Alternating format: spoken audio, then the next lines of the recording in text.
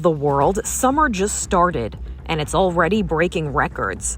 Scientists from the U.S. National Centers for Environmental Prediction say July 3rd, 2023 was the hottest day ever, or at least since people started keeping records of such things. 3 is shaping up to be the hottest year ever. A new report from the EU's Climate Change Service says last month was the hottest June on record. With official confirmation, last month, July, was the hottest on record.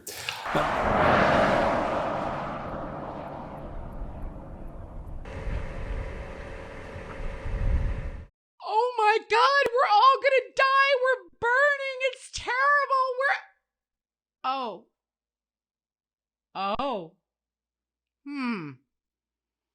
Okay. Well, what's going on here, guys? If you're on Twitter or YouTube, you've seen the climate crazies get even crazier and crazier than they normally are. Why? Because they're releasing maps like this.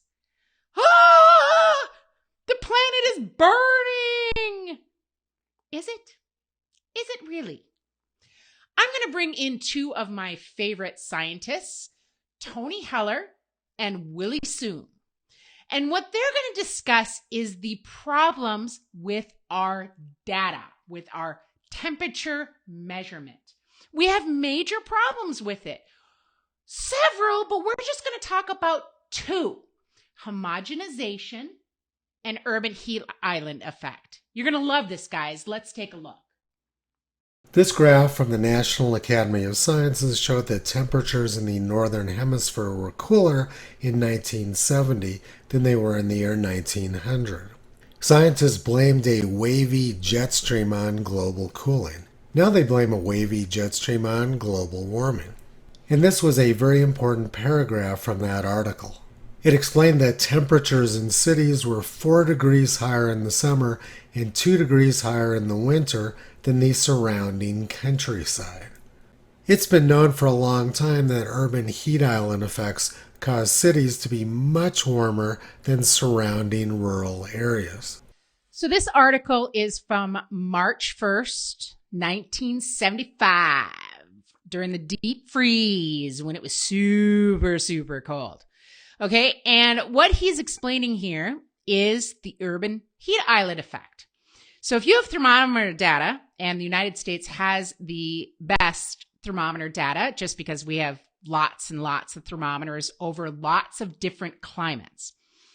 England has great thermometer data. They have longer thermometer data than we do, but they basically are in one climate, where the United States is very large, so it covers much, much more of climate. Now let's think.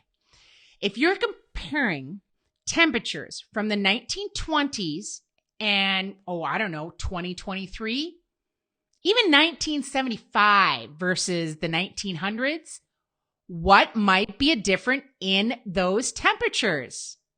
Yes, cities, concrete, asphalt. How much of that is in the record?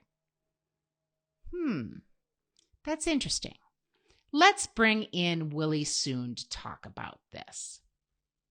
Then this is one of the prime example. You can see on your left, it's basically Paris and then Singapore. The temperature change there from inner city to the outskirts is up to 5°C, okay? This is way beyond any global warming signal that you are looking for. And then my 2 colleagues, Ronan and Michael Connolly, in 2014, many people have done this, by the way, but they are the one that independently do this work. Look at what they call GHCN, which is the Global Historical Climatology Network, right? That is collected by NOAA, looking at the version 3 data, and then looking into US, which has the most stations, 1,200 of them. Separate them into, the rural station, and then the intermediate and the most urban one. And then compare them. Here's what happened. At the top graph, you will see is the urban station, and then middle is basically the rural. If you subtract the 2, you can see the net warming trend of 0.5 degree per century. That's a lot. For those who know this kind of graph, this data set already correct for the non-climatic bias called the time of observation bias. If you don't correct for that, it's actually 0.7C. Okay, it's a huge per century. That's a big, big signal. Make sense? Very, very simple. Very, very simple. So the globe, from what we know, has warmed about 1°C.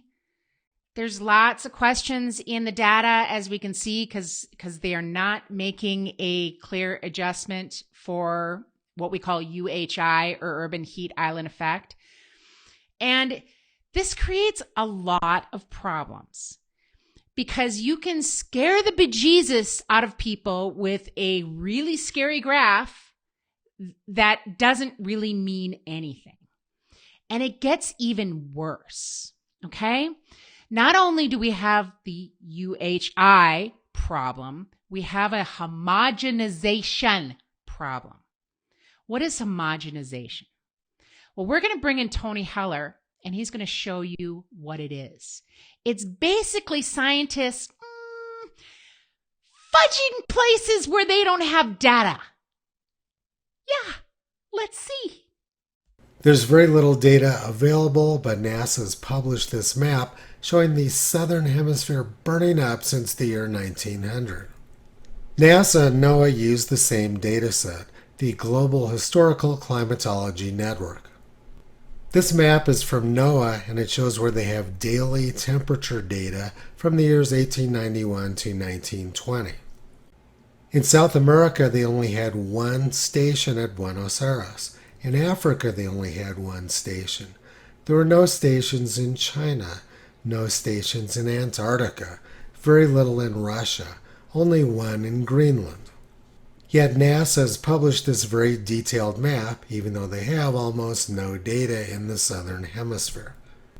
The Global Historical Climatology Network has another data set, which is called their monthly data set. Let's take a look at all of the stations they have in Argentina from the years 1900 through 1949. Argentina is a very large country, which is more than 2,000 miles long. NASA and NOAA claim they have 4 stations with temperature data from the years 1900 through 1949. We're going to look at each one of the 4 stations.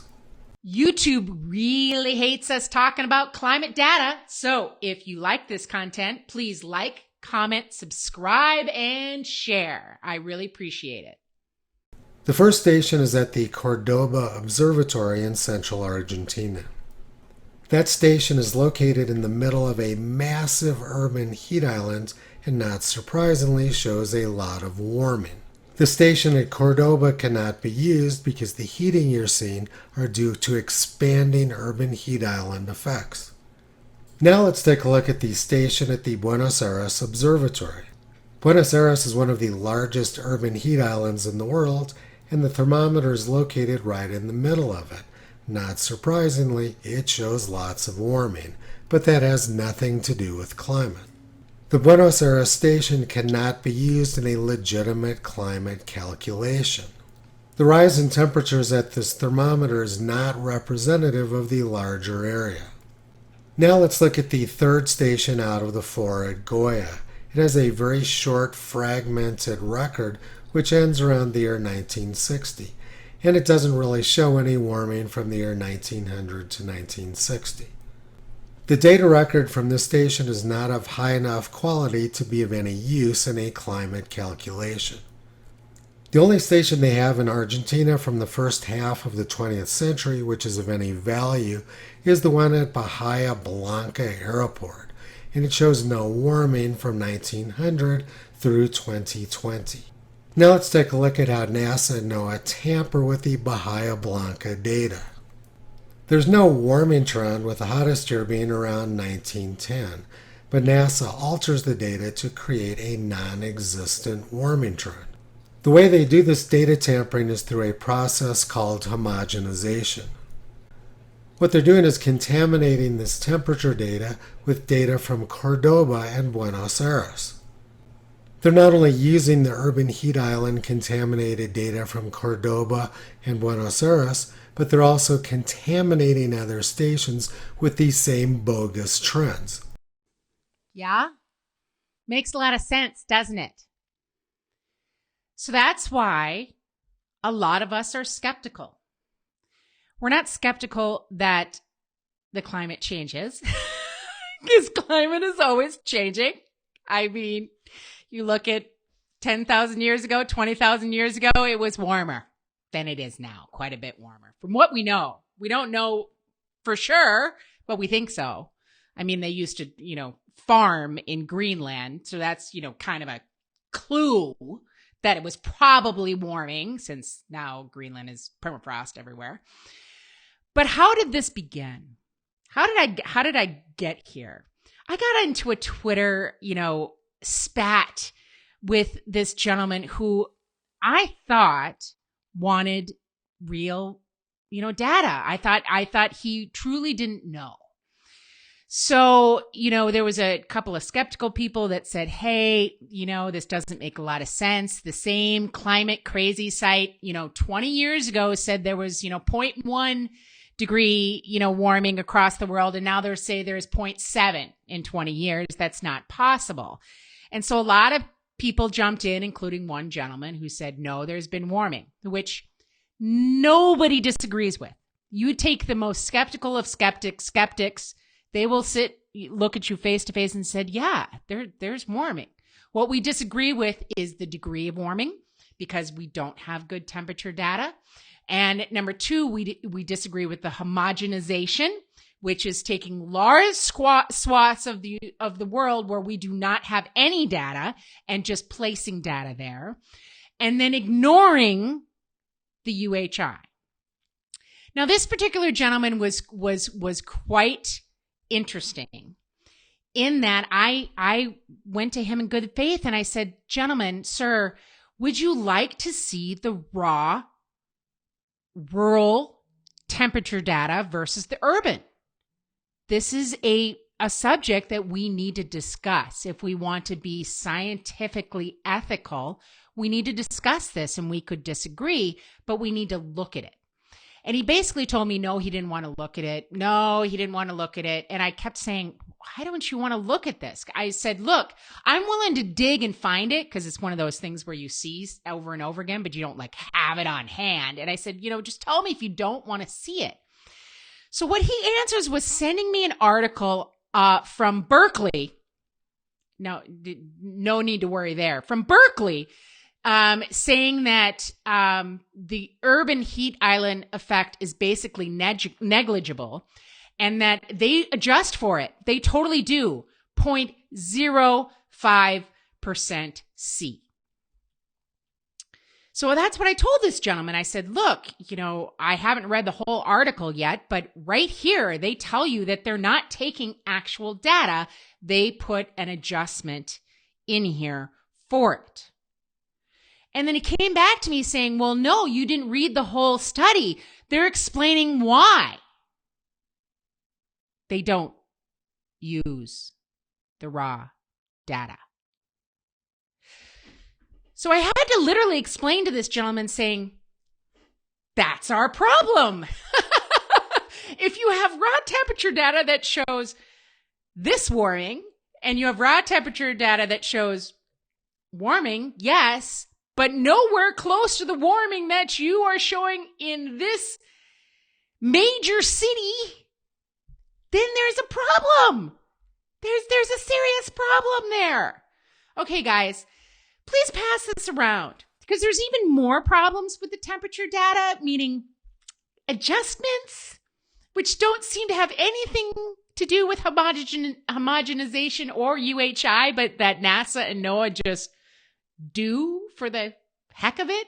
And it always seems to be one way. They always seem to be cooling the past and warming the present.